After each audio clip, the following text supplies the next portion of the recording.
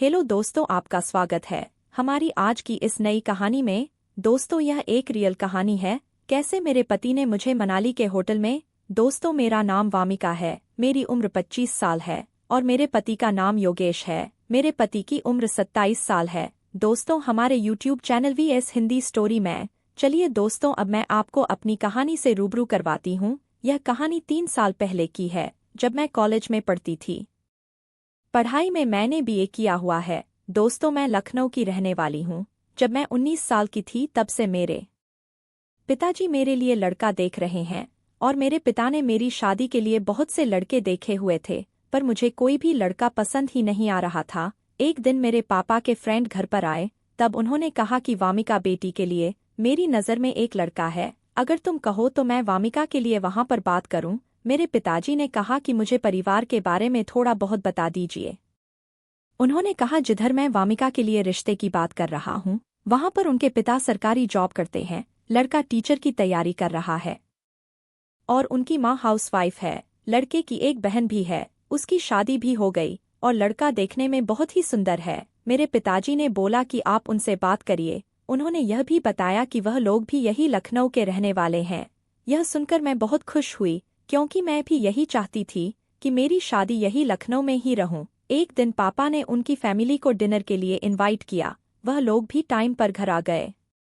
मैंने जैसे ही योगेश को देखा मैं बहुत खुश हुई, क्योंकि योगेश देखने में बहुत ही सुंदर और उसका कलर भी साफ था। फिर हम लोगों की फैमिली ने मिलकर बातें की और हम दोनों लोगों ने भी अकेले में बैठकर कुछ बातें की। योगेश को मैं भी बहुत पसंद थी। योगेश ने मुझे बताया कि वामिका, मैं तुमको पहले भी देख चुका था और मैंने अपनी फैमिली को भी आपके बारे में बताया था, और देखिए आपका रिश्ता भी मेरे घर आया। फिर हम दोनों की शादी फिक्स होने के कुछ दिन बाद हम लोगों की एंगेजमेंट भी हो गई। एक दिन मुझे योगेश ने रेस्टोरेंट में सरप्राइज पार्टी दी। जैसे ही मैं रेस्टोरेंट पहुंची, वह योगेश में मेरी आंखें बंद करने को कहा और बोला कि वामिका, अभी आप अपनी आंखें खोल सकती हो। जब मैंने अपनी आंखें खोली तब मैं वहां का नजारा देखकर मेरे तो हाशिया उड़ गए, क्योंकि मैंने सोचा भी नहीं था कि योगेश मेरे लिए इतनी बड़ी ग्रैंड पार्टी ऑर्गेनाइज करेगा। और इस पार्टी में उसने मुझे फिल्मी अंदाज में सभी के सामने प्रपोज भी किया। मैंने शर्माते हुई उसके प्रपोज को एक्सेप्ट कर लिया और फिर कुछ ही दिनों बाद हम लोगों की शादी हो गई। शादी होने के बाद हम लोगों को हनीमून पर जाना था। जिस दिन हम लोगों को हनीमून पर जाने के लिए निकालना ही था, उसी दिन मेरे ससुर जी की बहुत तबीयत खराब हो गई। तभी ससुर जी को अस्पताल ले जाया गया। डॉक्टर ने जैसे ही मेरे ससुर जी को देख उन्होंने योगेश से बोला कि आपके पिताजी को यहाँ पर कुछ दिन के लिए एडमिट करना होगा। तब मेरे पति ने डॉक्टर से कहा कि आप मुझे बताइए कि मेरे पिता को क्या हुआ है। डॉक्टर ने बताया कि आपके पिताजी को कैंसर है। यह सुनकर हम लोगों के पैरों तले जमीन खिसक गई। डॉक्टर की यह कहने पर मेरे पति शांत हो गए। उनको कुछ समझ नहीं आ रहा था कि अब वह क्या करेंगे। ससुर जी को अस्पताल में 4-5 दिन के लिए एडमिट किया। फिर एक दिन डॉक्टर ने मेरे पति को अपने केबिन में बुलाया और बोला कि आप अपने पिताजी को कहीं और ले जाइए, क्योंकि आपके पिता की कंडीशन बहुत बिगड़ती जा रही है। यह सुन मेरे पति पापा को अस्पताल से डिस्चार्ज करवाकर घर ले आए। फिर एक दिन मेरे पति के फ्रेंड घर पर आए। उन्होंने बताया कि मुंबई में आप अपने पिताजी का चेकअप करवाइए, क्योंकि वहां आपके पिताजी की तबीयत बिल्कुल सही हो जाएगी।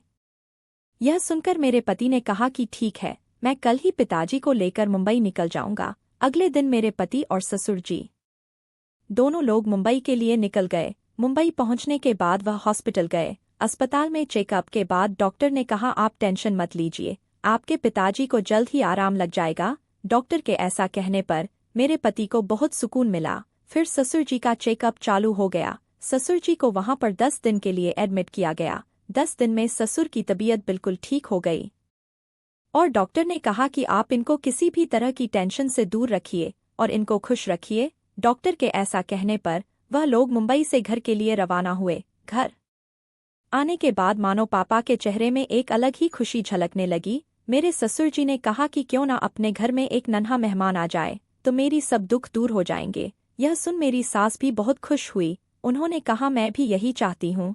फिर वह कहीं घूमने के लिए मंदिर जाते, वहां भगवान से एक ही प्रार्थना करते कि मेरी बहू को जल्दी ही बच्चा हो जाए, क्योंकि पिताजी का सोचा था पता नहीं किस दिन मेरा आखिरी दिन हो। कुछ दिन बीत जाने के बाद मेरी ससुर ने योगेश को अपने पास बुलाया और बोला कि तुम लोग कुछ दिन घूमने के लिए मनाली चले जाओ, जिससे तुम्हारा और वामिका का माँ भी अच्छा हो जाएगा। यह बात सुनकर मैं भी बहुत कुछ हुई। फिर हम लोग मनाली घूमने के लिए गए। मनाली में हम लोगों ने बहुत एंजॉय किया और वहाँ पर योगेश ने मुझे बताया कि डॉक्टर ने मुझे बोला था कि तुम्हारे पिताजी के पास ज्यादा दिन का टाइम नहीं है। यह सुन मेरे तो होश ही उड़ गए। मैंने कहा, आपने मुझे पहले क्यों नहीं बताया कि डॉक्टर ने आपसे यह कहा हुआ है?